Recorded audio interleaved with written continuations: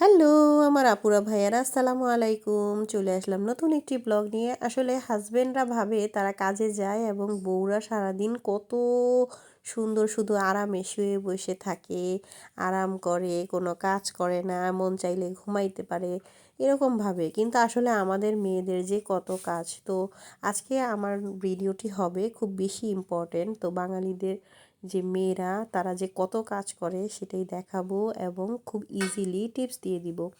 তো চলো, আমি সুমাইয়া সুমু, ওয়েলকাম টু মাই চ্যানেল, এবং আমি ফ্রান্স থেকে আমার ব্লগগুলো করতেছি। তো সকালটা তো যেমন তেমন কাটে, কিন্তু আমার বাচ্চারা আর কি চলে আসলে স্কুল থেকে দেখো কেমন হয়। ওরা যখনই চলে আসে তখনই আমার ছেলে বা আমার মেয়ে তারা হচ্ছে আমার জন্য অবশ্যই ফুল নিয়ে আসে হাতে করে।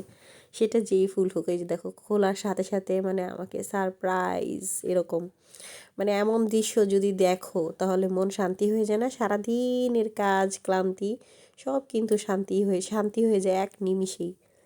তো আমার বাচ্চাদের মধ্যে ছোট থেকে এই জিনিসটা কাজ করে, যখনই ওরা বাহিরে যায় বা কোথাও যায় আমাকে মানে সব সময় ফুল দেয়। ওই দেখো আমার ছেলে হাতে করে ফুল নিয়ে আসছে। সব কিছু তো আসলে ভিডিওতে দেখানো যায় না, তারপর তোমরা মাশাল্লাহ বলবা। আমি এখন কম কম দেখানোর চেষ্টা করি, বাচ্চারা আসলে শুকায় যেতেছে। ভিডিও করি মনে হয় এই জন্যই নাকি জানি না। তো এই যে দেখো ফুল দেয়া নিয়ে এখন আমার মেয়ে হয়তো কোনো কারণে তার ফুল ফেলে দিছে সিঁড়িতে, এই জন্য হাসতেছে সে।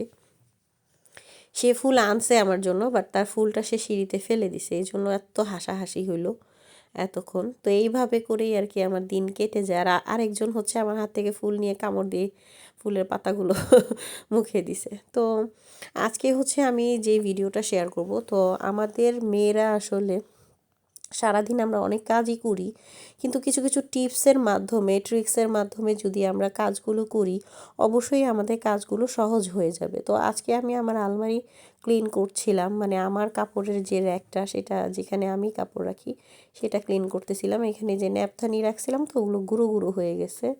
তো এমনি সবসময় ক্লিনের মধ্যেই রাখি।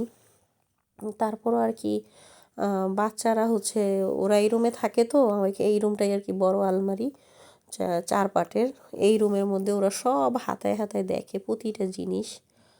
তো এরকম অবস্থা আর কি। আর আমার ফার্নিচার আসলে সবগুলোই সাদা সাদা জিনিস, আসলে ক্লিনের মধ্যে না রাখলে দাগ হয়ে যায়, পরে পরিষ্কার করতে খুব কষ্ট হয়। তো আমি আসলে এই যে এগুলো আজকে ভাবছিলাম যে আমার যে ড্রেসগুলো আছে, থ্রি পিসগুলো, এগুলো একটু এলোমেলো হয়ে গেছে।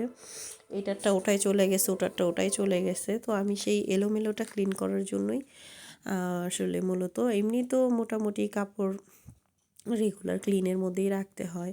বাচ্চাদের ঘর আসলে কিন্তু কাপড়ের ঝামেলাটাই বেশি থাকে মেয়েদের মেয়েদের বলতে প্রতিটা সংসারেই কাপড় বেশি। আর যেহেতু আমার ছোট ছোট বাচ্চা, তো আমার তো অনেক কাপড়, আমার আসলে এদিক ওদিক কাপড় দৌড়োদৌড়ি করে। তো দেখাবো আজকে যে আমি থ্রি পিসগুলো কীভাবে করি। আর নর্মালি আমি সিল্কের কাপড়ই পরি, যেহেতু ঠান্ডার দেশে থাকি, এখানে আয়রন করা বারবার আমার কাছে ঝামেলা মনে হয়, এই জন্য আমি সবসময় দেশ থেকে সিল্কের কাপড় নিয়ে আসি। আর মেশিনে এগুলো ওয়াশ করলে এগুলোর মধ্যে কখনো ওই যে ববলিন ওঠে না। তো দেখো আমি দেখাইতেছি কিভাবে। আমি কামিজের মধ্যে প্রথমে কামিজটা হাফ ভাঁজ করে তারপর হচ্ছে আমি করে নিলাম, মানে প্যান্ট অ্যান্ড হচ্ছে ওড়নাটা দিয়ে এভাবে করে ভাঁজ করে নিলাম। আমি কিভাবে করি তোমরা যদি একবার দেখে নাও তোমাদের অবশ্যই অনেক বেশি সুবিধা হবে। তো এইভাবে ভাঁজ করে নিয়ে ওই খোলা মুখটা, যেখানে খোলা মুখটা রয়েছে ওখান দিয়ে তোমরা এভাবে করে রাউন্ড করে নিবা। এভাবে রাউন্ড করে নিলে আয়রন ছাড়াই কিন্তু কাপড়টা অনেক বেশি ভালো থাকে, এবং যখন বের করবা তখনই কিন্তু একেবারে মানে কোনো রকমের ভাঁজ বা ছাড়াই কিন্তু কাপড় বের করে ইজিলি পরা যায়।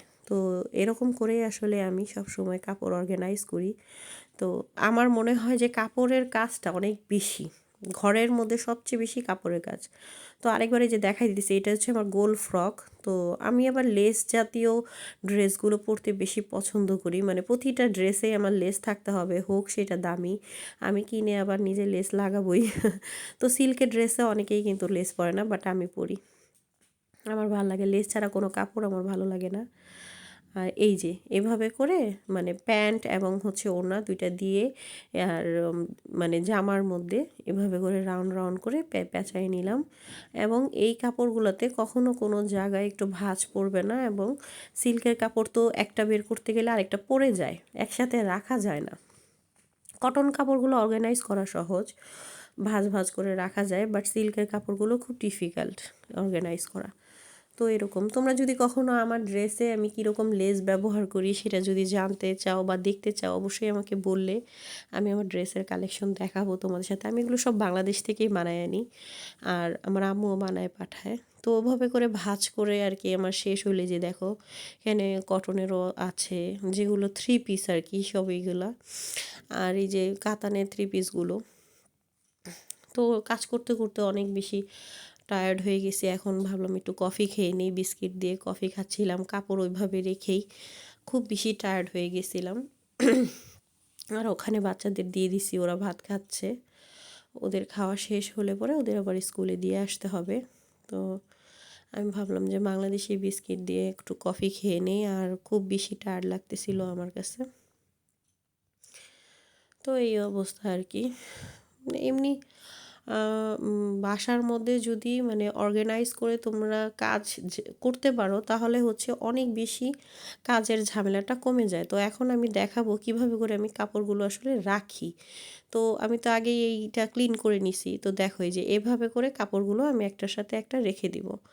আর কাতানের 3 পিসগুলো তো এখন চলে গেছে, কিন্তু আমার মা আমাকে এক এক সময় এক একটা দিয়েছিল, পাঠাইছিল বাংলাদেশ থেকে। আর এইখানে হচ্ছে শ্রীলঙ্কান বিভিন্ন অনুষ্ঠানে ওরা তো তামিল যে শাড়িগুলো পরে কাতানের 3 পিস, আমি তো যেহেতু শাড়ি পরি না তো পরলে ভালোই লাগে, ওদের সাথে হয় তামিল ড্রেসের সাথে মিলে আর কি। তো এভাবে যদি তুমি একটার উপর একটা রাখো, কখনো যদি কোনো কারণে একটা ড্রেস যদি বের করি, মাঝখান থেকে বের করি, কিন্তু আরেকটা ড্রেস কখনোই নষ্ট হবে না, সেটার জায়গা মতোই থাকবে। তো আমি দেখাইতেছি আর কি, একটার সাথে একটা রেখে তারপর দেখাবে যে আমি সব এভাবে করে রাখলাম। এখন যদি আমি এখান থেকে যে কোনো একটা বের করে ফেলি কোনো সমস্যা হবে না, কিন্তু কোনো মানে অন্যটা যেমন এই মাঝখানের এটা বের করলাম, টান দিয়ে যদি বের করি তখন উপর থেকে ওইটা অটোমেটিক্যালি নিচে নেমে যাবে। তো এরকম হয়। তো খুব মানে কাপড়ের ঝামেলাটা আর কি আমার বেশি হয় না এভাবে যদি আমি গুছায় রাখতে পারি। তবে তারপরও বাচ্চারা আর কি বের করে যদি এলোমেলো করে, আর সামনে অনেক জায়গা আছে, এখানে আমি আমার মেকআপের কিছু জিনিস রেখে দিলাম, এলোমেলো কম লাগে আর কি ঘরটা। ওইভাবে ভাঁজ করে রাখা থেকেও আমার কাছে মনে হয় এভাবে রাখলেই খুব বেশি ভালো হয়। তো আজকের ভিডিওটা এই পর্যন্তই ছিল, তোমাদেরকে এই টিপসটা আমি শেয়ার করার জন্যই, আসলে দেখানোর জন্য যে এইটা মেয়েদের জন্য আসলে 3 পিস অর্গানাইজ করা খুব বেশি ডিফিকাল্ট। তো যারা যারা আমার সাথে ছিল তাদের বলবো থ্যাঙ্কস ফর ওয়াচিং। তো নেক্সট ব্লগের জন্য ওয়েট করো। আর এখন আমি সন্ধ্যা 6টায় ব্লগ দিই, অবশ্যই যারা নতুন তাদেরকে বলবো সাবস্ক্রাইব করে দিয়ে যাবা, এবং ভালো লাগলে একটা কমেন্ট অবশ্যই আমাকে দিবা। Thank you, tata, by.